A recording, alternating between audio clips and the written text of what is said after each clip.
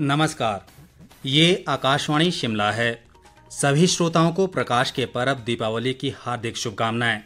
अब आप ज्ञान ठाकुर से प्रादेशिक समाचार सुनिए। आज के मुख्य समाचार। रोशनी का पर्व दीपावली देश सहित पूरे प्रदेश में धार्मिक श्रद्धा और हर्षोल्लास के साथ मनाया जा रहा है। प्रधानमंत्री नरेंद्र मोदी ने हिमाचल प्रदेश के लेपचा में सुरक्षा बलों के साथ मनाई दिवाली। मुख्यमंत्री सुखविंदर सिंह सुक्खू ने शिमला के टूटीकंडी बालिका आश्रम में अनाथ बच्चों संग मनाई दीपावली। जीवन में चुनौतियों का डट कर सामना करने का किया आह्वान। और केंद्र सरकार ने राष्ट्रीय दिव्यांगजन वित्त और विकास निगम से ऋण लेने वाले दिव्यांगजनों के लिए ब्याज दर में 1% छूट देने की घोषणा। अब समाचार विस्तार से।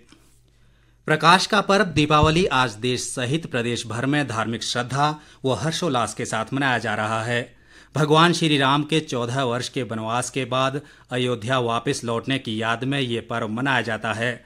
इस अवसर पर घर, देवालय और अन्य सार्वजनिक स्थानों को सुरुचिपूर्ण ढंग से सजाया गया है। दीपावली पर धन की देवी लक्ष्मी की पूजा की जाती है। इस अवसर पर लोग एक दूसरे को मिठाइयाँ, उपहार व पारंपरिक व्यंजन देकर दीपावली की शुभकामनाएं देते हैं। इस मौके पर प्रदेश के बाजारों में खूब रौनक देखने को मिल रही है। बाजार आकर्षक सामानों से जगमगा रहे हैं। सोलन से हमारे संवाददाता ने बताया कि एक ओर जहां फूलों से बाजार गुलजार है, वहीं स्वयं सहायता समूह की महिलाओं द्वारा हस्त निर्मित सामान भी इस दीपावली पर लोगों को विशेष रूप से पसंद आ रहे हैं। उन्होंने कहा कि प्रशासन द्वारा इस बार खास तौर पर पारंपरिक व्यंजन व हस्त निर्मित सामानों की प्रदर्शनी लगाने की अनुमति दी गई है, जिसके तहत इन महिलाओं द्वारा बनाए गए पारंपरिक देसी पकवानों को लोग पसंद कर रहे हैं, जो कहीं न कहीं आधुनिकता की चकाचौंध में लुप्त होते जा रहे थे। वहीं लोग दीपावली में पटाखों से होने वाले प्रदूषण के प्रति जागरूक दिखे। इस बार लोग बेहद कम पटाखे खरीद रहे हैं और ग्रीन दीपावली मना रहे हैं। वहीं घरों में दीपावली पर विशेष तौर पर रंगोलियां भी बनाई गई हैं। राष्ट्रपति द्रौपदी मुर्मू, उपराष्ट्रपति जगदीप धनखड़ और प्रधानमंत्री नरेंद्र मोदी ने दीपावली के अवसर पर देशवासियों को बधाई दी है। राष्ट्रपति ने अपने संदेश में लोगों से दीपों का ये त्योहार सुरक्षा से मनाने और पर्यावरण संरक्षण में योगदान करके राष्ट्र निर्माण करने का प्रण लेने को कहा।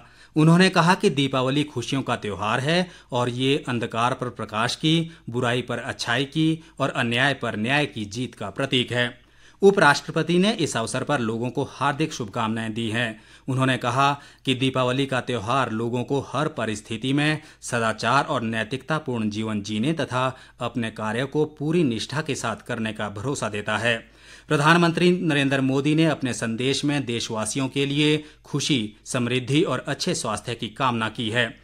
इस बीच राज्यपाल शिव प्रताप शुक्ल, मुख्यमंत्री सुखविंदर सिंह सुक्खू, केंद्रीय सूचना व प्रसारण और युवा सेवाएं व खेल मंत्री अनुराग सिंह ठाकुर, पूर्व मुख्यमंत्री व भाजपा के वरिष्ठ नेता प्रेम कुमार धूमल और प्रदेश कांग्रेस अध्यक्ष व सांसद प्रतिभा सिंह ने भी प्रदेशवासियों को दीपावली की शुभकामनाएं दी हैं।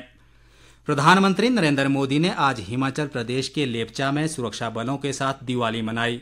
एक सोशल मीडिया पोस्ट में प्रधानमंत्री मोदी ने कहा कि देश के बहादुर सुरक्षा बलों के साथ दिवाली मनाना जोश और गर्व से भरा अनुभव रहा है।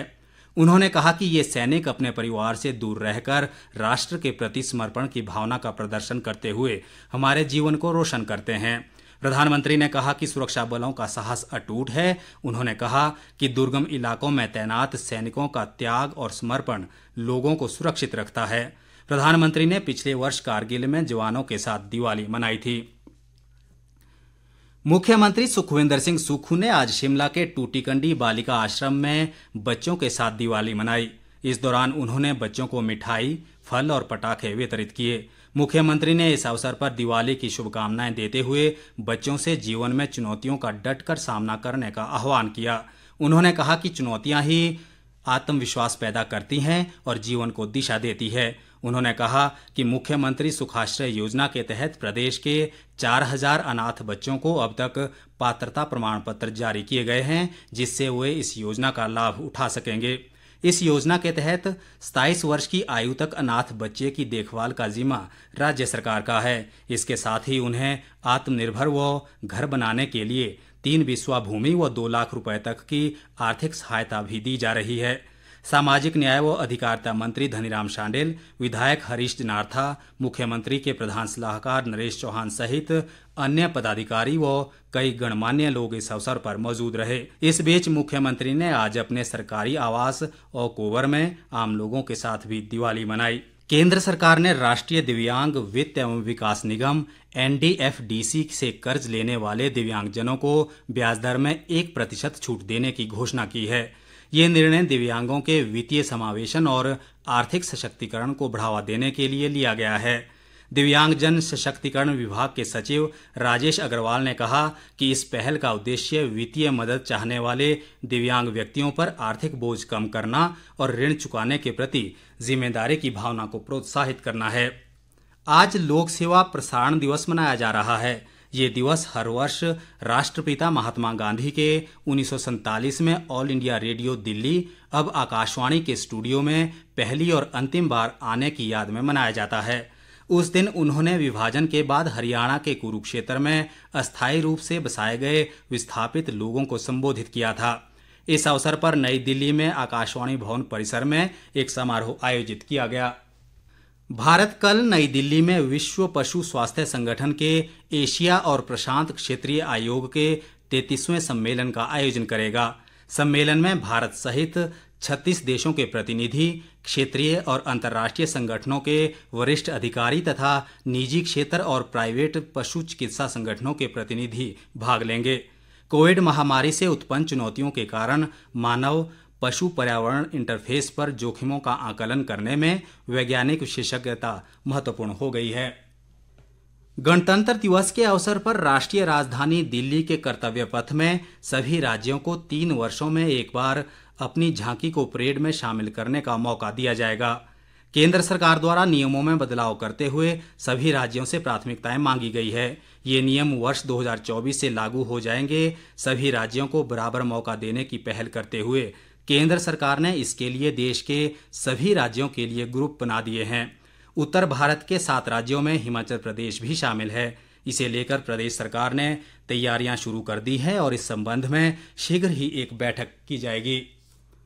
भारत निर्वाचन आयोग के निर्देशानुसार चंबा जिला के 5 विधानसभा निर्वाचन क्षेत्रों की फोटोयुक्त मतदाता सूचियों के 27 अक्टूबर से 9 दिसंबर तक चल रहे विशेष संक्षिप्त पुनरीक्षण के दौरान पर्यवेक्षण के लिए कांगड़ा के मंडलायुक्त को प्रेक्षक नियुक्त किया गया है।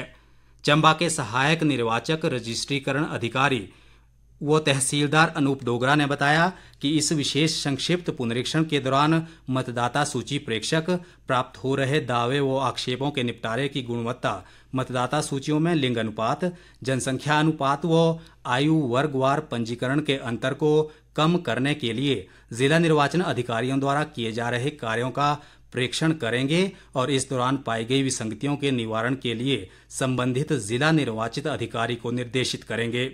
अनूप डोगरा ने इस विशेष संक्षिप्त पुनरीक्षण का लाभ उठाने के लिए 9 दिसंबर 2023 तक अपने नाम संबंधित मतदाता सूची में सम्मिलित करवाने व देश के लोकतंत्र को सुदृढ़ बनाने में अपनी भागीदारी सुनिश्चित करने का पात्र नागरिकों से आग्रह किया है। अंत में मुख्य समाचार एक बार फिर। रोशनी का पर्व दीपावली देश सहित पूरे प्रदेश में धार्मिक श्रद्धा और हर्षोल्लास के साथ मनाया जा रहा है। प्रधानमंत्री नरेंद्र मोदी ने हिमाचल प्रदेश के लेपचा में सुरक्षा बलों के साथ मनाई दीपावली। मुख्यमंत्री सुखविंदर सिंह सुक्खू ने शिमला के टूटीकंडी बालिका आश्रम में अनाथ बच्चों संग मनाई दीपावली। जीवन में चुनौतियों का डटकर सामना करने का किया आह्वान।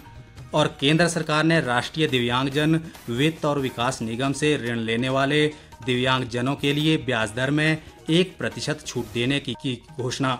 इसी के साथ प्रादेशिक समाचार का ये बुलेटिन समाप्त हुआ। नमस्कार।